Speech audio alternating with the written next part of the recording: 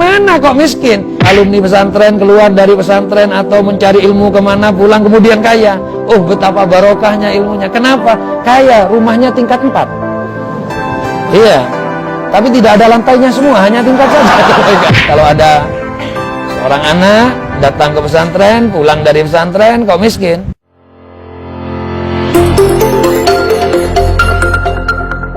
Jadi tidak bolehlah kita yang penting punya uang, yang penting punya uang, yang penting punya uang. Mohon maaf, barokah pun, nah ini barokah pun sering kita dengar sudah dialih fahamkan oleh orang-orang dan lingkungan kita, atau bahkan kita sendiri mengatakan barokah.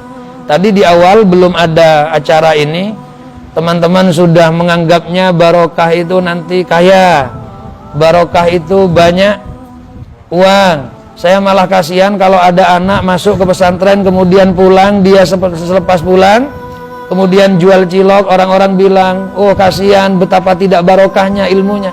Kenapa? Dia jual cilok. Kalau ada orang kaya, ada alumni pesantren keluar dari pesantren atau mencari ilmu kemana, pulang kemudian kaya. Oh, betapa barokahnya ilmunya. Kenapa? Kaya, rumahnya tingkat 4.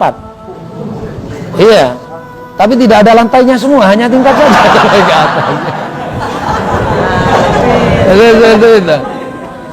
Jadi kalau rumahnya lantainya sampai 4, tingkat 4, sawahnya beberapa hektar, mobilnya sudah bagus semua, sekalipun istrinya tetap satu, itu ilmunya dianggap barokah. Kenapa? Karena kaya. Jadi kaya itu sudah barokah itu sudah identik, orang-orang kita ini mengatakan bahwa barokah itu adalah kaya. Kalau tidak kaya, tidak barokah. Sama dengan tadi itu, rezeki seolah-olah hanya merupakan harta benda. Padahal rezeki itu adalah kita diberi ketenangan hidup, itu juga rezeki. Jadi kalau barokah jangan asal kaya. Kita sering kita dengar bahwa doa Rasulullah ketika ada seorang laki-laki kemudian meminang perempuan dijadikan istri, ketika doa saat pernikahan, apa yang disampaikan oleh para ulama? Barakallahu laka wa baraka alaika wa jama'a bainakuma fi khair, barakallahu laka. Sekarang kalau Siti Fatimah kawin dengan Sayyidina Ali, menikah dengan Sayyidina Ali, Sayyidina Ali menikah dengan Siti Fatimah, barokah enggak kira-kira hidupnya? Ada enggak yang berani mengatakan tidak barokah? Tapi miskin itu, Sayyidina Ali miskin, Siti Fatimah miskin. Apa kemudian dikatakan tidak mendapatkan rizki? Pantaskah putri Rasulullah tidak mendapatkan rizki? Layakkah putri Rasulullah kemudian dikatakan tidak berkah hidupnya? Ini otak yang mana mau menghukumi bahwa hidupnya Sayyidina Ali dengan Siti Fatimah itu tidak barokah?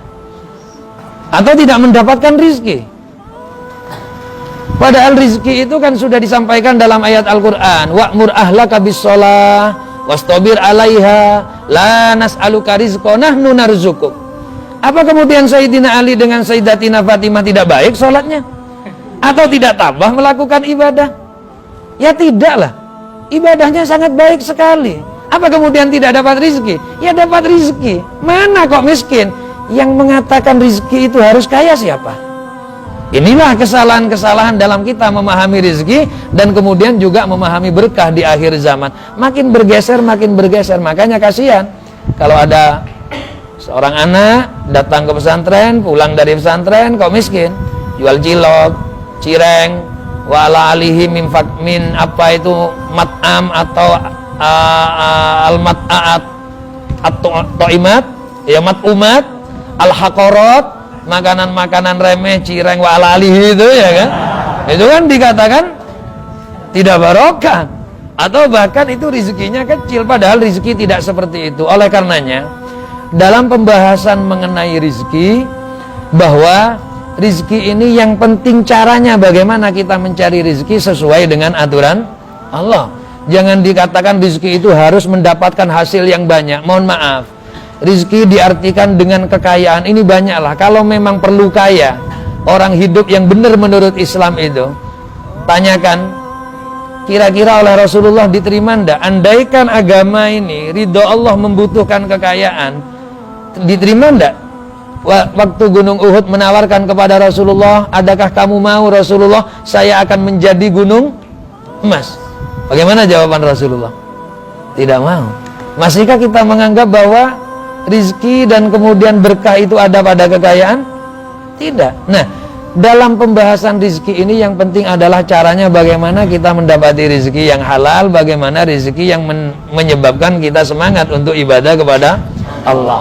Nah, untuk sementara bisa kita pahami bahwa rizki itu adalah sesuatu kenikmatan yang sesuai dengan ridha Allah. Apapun yang sesuai dengan ridha Allah, sengsara bagaimananya, sengsara seperti apapun kita, yang penting sesuai dengan ridha Allah, itu juga namanya rizki yang baik. Tidak harus kaya, tidak harus banyak uang, yang penting sesuai dengan ridha Allah. Ini yang harus kita tanamkan, pemahaman rizki. Dan itu nanti juga akan berdampak kepada penilaian sukses.